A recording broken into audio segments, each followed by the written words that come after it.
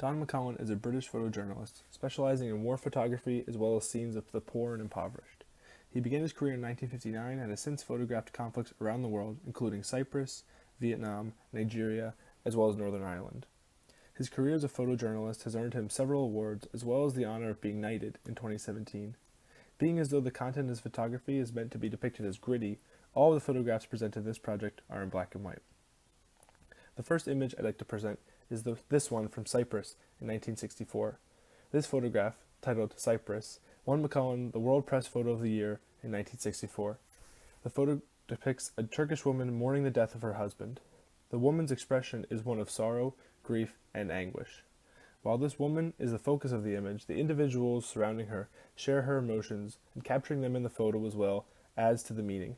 This woman is not alone as a victim of this crisis. The following two images are both from 1968 in Vietnam during the Vietnam War.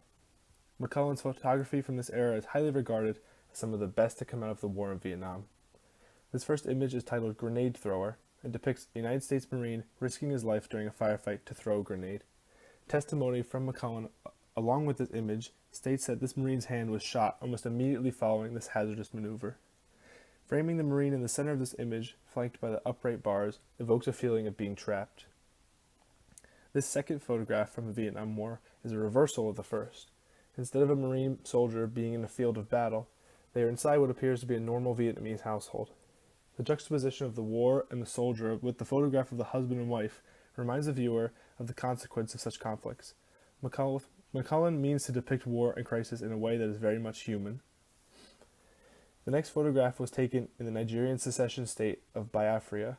From 1967 to 1970, this small nation along the coast, made up of the Igbo people, attempted to secede from Nigeria. The resulting civil war resulted in a conflict and famine, killing over 2 million civilians. This photograph, titled Albino Boy, depicts an emaciated young boy with white hair. Being an impoverished Igbo boy is a terrible fate, but being an albino, outcast from society at the same time, is a plight all its own. This photograph is in line with the other we have looked at of McCullin's work, providing a very real and sometimes harsh view of the world around us. This final image is one of a very different conflict, one much closer to home, especially for McCullin. Taken in 1971, entitled The Bogside, this photograph was taken during the Irish Civil Rights Movement in Northern Ireland. Pictured are British soldiers hiding behind riot shields, wielding bully clubs and submachine guns. But hiding around the corner is what appears to be a schoolboy holding a fence post as a weapon.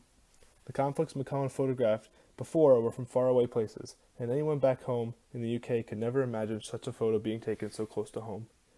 The parallels discussed before are in this photo as well. The juxtaposition of the soldiers and the boy, as well as the setting of an average street corner, echo the harshness of war.